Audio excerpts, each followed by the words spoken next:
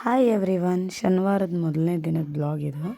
ಮನೆಯೆಲ್ಲ ಕ್ಲೀನ್ ಮಾಡ್ಕೊತಾ ಇದ್ದೆ. ಹಾಗೆ ಮನೆಯೆಲ್ಲ ಒರೆಸ್ಬೇಕಿತ್ತಲ್ಲ, ಸೊ ಹಂಗಾಗಿ ಮನೆಯೆಲ್ಲ ಒರೆಸ್ಕೊಂಡು ಸೋಫಾಗೆಲ್ಲ ಕ್ಲಾತ್ ಹಾಕ್ಸಿ ಕರ್ಟನ್ ಎಲ್ಲ ಕ್ಲೀನಾಗಿ ಎಳೆದು ಮನೆ ಕ್ಲೀನಾಗಿ ಡೀಪ್ಲಿ ಕ್ಲೀನ್ ಮಾಡ್ತಾಯಿದ್ದೆ. ಅಷ್ಟೊತ್ತಿಗೆ ನಮ್ಮ ಯಜಮಾನ್ರು ಬಂದುಬಿಟ್ಟು ಸ್ನಾನ ಮಾಡು, ನೀರು ಕಾಯಿಸಿದ್ದೀನಿ ಸ್ನಾನ ಮಾಡೋಕ್ಕೆ ಅಂತ ಹೇಳ್ಬಿಟ್ಟು ಹೇಳ್ತಾಯಿದ್ರು. ಅಷ್ಟರಾಗೆ ನಾನು ಹೋಗಿ ಸ್ನಾನ ಮುಗಿಸ್ಕೊಂಡು ಬಂದುಬಿಟ್ಟು ರೆಡಿನೂ ಆಗ್ತಾಯಿದ್ದೀನಿ. ಸ್ವಲ್ಪ ಮೇಕಪ್ಪು ಬ್ಯಾಲೆನ್ಸ್ ಇತ್ತು, ಮೇಕಪ್ ಮಾಡಿಕೊಂಡು ಐಲೈನರು, ಲಿಪ್ಸ್ಟಿಕ್ಕು, ಆಮೇಲೆ ಸ್ವಲ್ಪ ಮಸ್ಕಾರ ಇವೆಲ್ಲ ಅಪ್ಲೈ ಮಾಡ್ಕೊತಾ ಇದ್ದೆ. ಇಲ್ಲ ಅಂತಂದರೆ ರೆಡಿ ಆಗಲಿಲ್ಲ ಅಂದರೆ ಏನು ಚೆನ್ನಾಗಿರಲ್ಲ, ಇದೆಲ್ಲ ಹಾಕ್ಕೊಳ್ಳಿಲ್ಲ ಅಂದ್ರೂ ಚೆನ್ನಾಗಿ ಕಾಣಿಸಲ್ಲ. ಸೊ ಹಂಗಾಗಿ ಸ್ವಲ್ಪ ರೆಡಿ ಆಗ್ತಾಯಿದ್ದೆ. ನಾನು ಸೀರೆ ಎಲ್ಲ ಫಸ್ಟೇ ಪ್ರಿಪೇರ್ ಮಾಡಿಕೊಂಡು ಇಟ್ಕೊಂಡಿದ್ದೆ. ಸೊ ಹಂಗಾಗಿ ನನಗೆ ಹುಡ್ಕೋಕ್ಕೆ ಎಲ್ಲ ಕಷ್ಟ ಏನಾಗಲಿಲ್ಲ. ಸೀರೆ ಎಲ್ಲ ಬಂದಿದ್ದ ತಕ್ಷಣ ಫಸ್ಟು ಸೀರೆ ಉಟ್ಕೊಂಡ್ಬಿಟ್ಟು ಸ್ವಲ್ಪ ಮುಖಕ್ಕೆ ಪೌಡ್ರು ಅದು ಇದು, ಆಮೇಲೆ Fair and Lovely powder, eyeliner, lipstick, mascara ಅಂತೇಳ್ಬಿಟ್ಟು ಇದೆಲ್ಲ ಯೂಸ್ ಮಾಡ್ತಾಯಿದ್ದೆ. ಇದನ್ನು ಯೂಸ್ ಮಾಡಿದ್ಮೇಲೆ ಮುಖ ಆಟೋಮೆಟಿಕ್ಕಾಗಿ ಗ್ಲೋ ಬಂದೇ ಬರುತ್ತೆ. ಸೊ ಹಂಗಾಗ್ಬಿಟ್ಟು ನಾನು ಅಷ್ಟೇನು ಹೈಲಿ ಪ್ರೊಫೆಷ್ನಲಿ ಏನು ರೆಡಿ ಆಗಲ್ಲ. ಸೊ ಸಿಂಪಲ್ ಕಾಸ್ಮೆಟಿಕ್ ಸ್ವಲ್ಪ ತಲೆ ಯೂಸ್ ಮಾಡಿಬಿಟ್ಟು ಹಾಕ್ಕೋಬೇಕಿತ್ತು. ಯಾಕಂತಂದರೆ ತಲೆ ಸ್ನಾನ ಬಂದಿದ್ದ ತಕ್ಷಣ ಟವಲ್ ಕಟ್ಟಿರೋದು ಬಿಚ್ಚೇ ಇರಲಿಲ್ಲ ನಾನು. ಸೊ ಹಂಗಾಗಿ ತಲೆ ಕೂದಲೆಲ್ಲ ಆರಿಸ್ಕೊಂಡು ಡೈರೆಕ್ಟಾಗಿ ಪೂಜೆ ರೂಮ್ಗೆ ಹೋಗಿ ಪೂಜೆಗೆಲ್ಲ ರೆಡಿ ಮಾಡ್ಕೊಂಡಿದ್ದೆ. ನಾನು ಫಸ್ಟ್ ಸ್ನಾನ ಮಾಡ್ಕೊಂಡು ಬಂದಿದ್ದ ತಕ್ಷಣ ಫಸ್ಟು ನಾನು ರೆಡಿ ಆಗೋಕ್ಕಿಂತ ಮುಂಚೆನೇ ದೇವ್ರ ಮನೆ ಎಲ್ಲ ರೆಡಿ ಮಾಡ್ಕೊಂಡಿದ್ದೆ.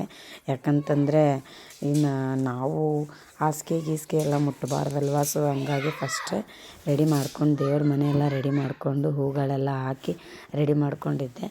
ಇನ್ನೇನು ಜಾಸ್ತಿ ನನ್ನ ಕೆಲಸ ಇರಲಿಲ್ಲ ದೇವ್ರ ಮನೆಯಾಗೆ.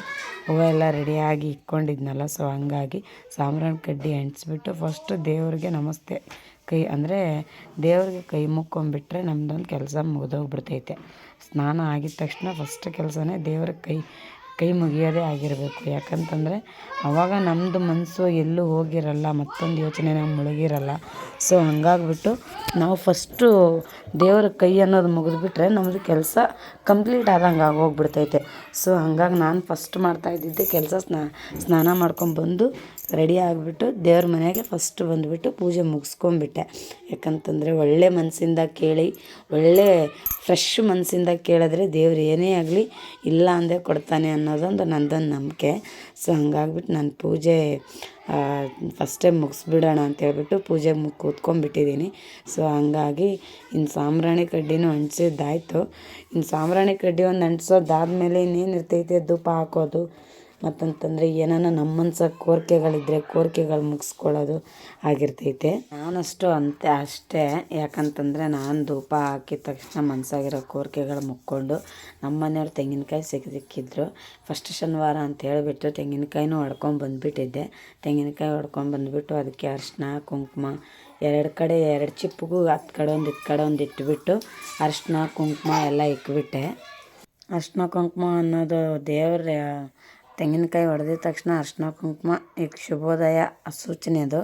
ಅದಕ್ಕೆ ಇಕ್ಬಿಟ್ಟು ನಾನು ಸ್ವಲ್ಪ ಕೆನ್ನೆಗೆ ಅರಿಶಿನ ಕುಂಕುಮ ಎಲ್ಲ ಇಕ್ಕೊಂಡು ಅಲ್ಲೇ ದೇವರ ಹತ್ರಕ್ಕೆ ನಾನು ಪ್ರಸಾದಕ್ಕೆ ಅಂತ ಹೇಳಿಬಿಟ್ಟು ಹೂಗಳನ್ನ ಇಕ್ಕಿದ್ದೆ. ಯಾಕಂತಂದರೆ ಫಸ್ಟ್ ಪೂಜೆ ಮಾಡೋಕ್ಕಿಂತ ಮುಂಚೆನೇ ಆ ದೇವ್ರ ಎದುರುಗಡೆ ಅನ್ನೋದಿದ್ದರೆ ಆ ದೇವ್ರ ಆಶೀರ್ವಾದ ಹೂ ಮೇಲೆ ಬಿದ್ದಿರ್ತೈತೆ ಅಂತೇಳ್ಬಿಟ್ಟು ನಾನು ನಂಬೋದೊಂದು ನಂಬಿಕೆ.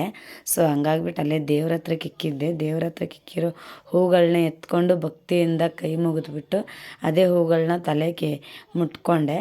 ಮತ್ತಂತಂದರೆ ಒಳ್ಳೆ ಮನಸ್ಸಾಗೆ ಒಳ್ಳೆ ಒಂದೇ ಕಡೆ ಶ್ರದ್ಧೆ ಇಟ್ಬಿಟ್ಟು ದೇವರಿಗೆ ಸ್ವಲ್ಪ ಕೈ ಮುಕ್ಕೊಂಡೆ, ಎಲ್ಲರಿಗೂ ಒಳ್ಳೇದು ಮಾಡಪ್ಪ ದೇವರೇ ಅಂತೇಳ್ಬಿಟ್ಟು ಹಾಗೆ ಸ್ವಲ್ಪ ಇವತ್ತಿನ ವಿಡಿಯೋ ಹೆಂಗಿತ್ತು ಅಂತೇಳ್ಬಿಟ್ಟು ದೂರದಿಂದನೇ ಕ್ಯಾಪ್ಚರ್ ಮಾಡಿದೆ. Thank you all. ಹಾಗೆ ನಮ್ಮ ಯಜಮಾನ್ರು ನಂಗೆ ಜ್ಯೂಸ್ ಮಾಡಿಕೊಟ್ಟಿದ್ರು. ಸೊ ಹಂಗಾಗಿ ಜ್ಯೂಸ್ ಕುಡಿತಾ ಇದ್ದೆ.